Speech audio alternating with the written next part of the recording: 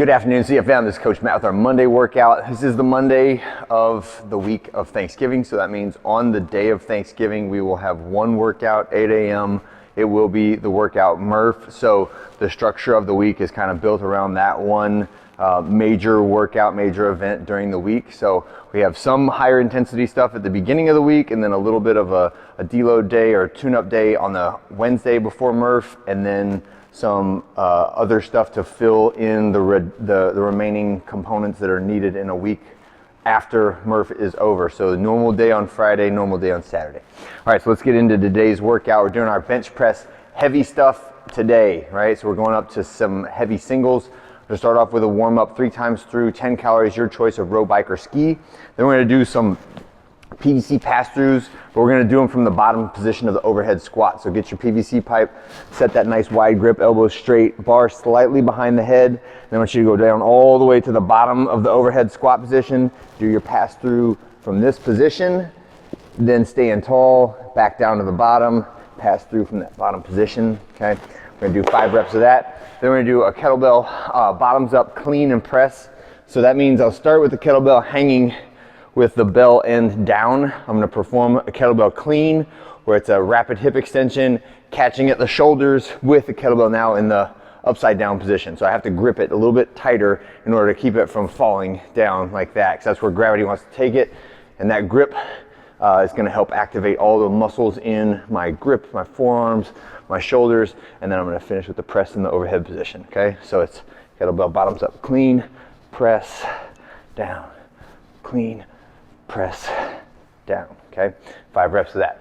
When we finish with the workout, or with the warm-up, you are going to have a bench press station, and I want you to set up a push-up station, and you can have any kind of other object if you'd like for the single leg deadlift, right? But for today, we're only gonna do the superset on the first 3 rounds. So when we get to the 2 heavy singles, those can be totally separated, and they can be like a 2 to 3, even 4-minute rest on that very last set in order to get the best results from the 1 rep pressing that we're gonna do for today. So I'll do our set of bench, and then we're going to do our 5 reps of an explosive push-up. So the explosive push-up, if possible, should be just on the ground. We're going all the way down, up, clap.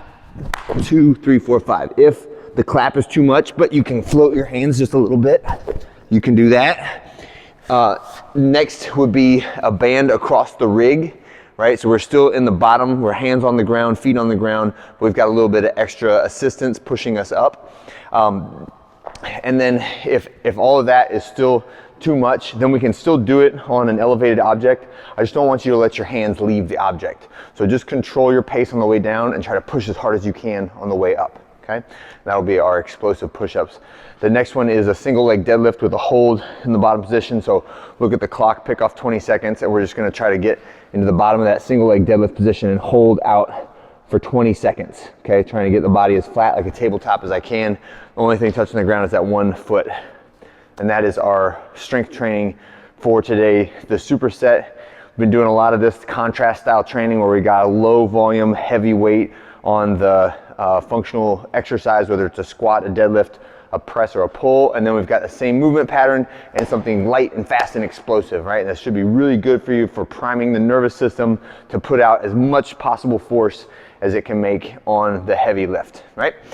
Next, we're gonna go into some pressing and accessory stuff. This can be our conditioning for today. It's all pace dependent, right? So if you feel good and you wanna push the pace a little bit, just cluster everything together, no breaks between exercises, right? And go hard, especially on the shoulder raise circuit. That will get your heart rate up in a way that you might not expect if all you do is not rest, okay? Because it will absolutely burn your shoulders out. So we're gonna start with seated dumbbell Arnold press. So you'll have your 2 dumbbells. You'll probably end up having several different sets of dumbbells out, so this might work good for a rotation of 3 or 4 people at the same time. But for the Arnold press from the seated position, I'm starting with my palms facing my body and the dumbbell ends touching, like so, right? And then I'm gonna rotate out and clink at the top. So clink at the bottom, clink at the top, clink at the bottom, clink at the top, all right? 10 reps each of that. Next, I'm gonna go down to the ground for my V sit-ups. Remembering that the important part here is hinging at the hips and trying to get your torso up off the ground, right? And not just curling your spine towards your toes when you do that one. Next one is gonna be our 30 rep shoulder circuit. So 30 reps is 3 sets of 10. It's 3 different exercises. When I do this, I like to have a grouping of different weights. So I'll have like 20-pound dumbbells, 15-pound dumbbells, 10-pound dumbbells, then like 8s and 6s even. And I'm going like, if I have to take a rest that's longer than like a second, I'm switching weights out, right? So as soon as you feel like you're not gonna be able to get that range of motion on the next rep, immediately put the weights down and go for the next lower set of weights.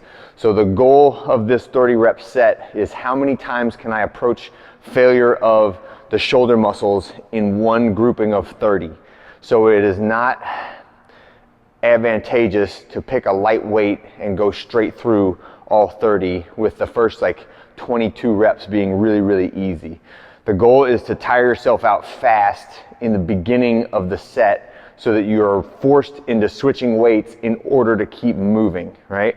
And one of the really cool little research topics that has been taking over the strength and conditioning world in the last like couple years has been about how low rep, high weight versus high rep, low weight have essentially the same benefits from a muscle building standpoint, with the caveat that either one has to be done to really, really close proximity to failure, right? So no matter which style you're doing, high volume and low weight or low volume and high weight, if you're going really hard, then you're going to get the benefits of the exercise. And so it takes us back to one of those original CrossFit principles. We're not gonna say like we knew this like 20 years ago, but hey, when they say intensity is king, that's really what it means. Is like the harder you work at these exercises, the harder you go and the closer you go to failure on those multiple mini sets within the set of 30, the bigger your results are going to be. So the harder you work, the better your results are.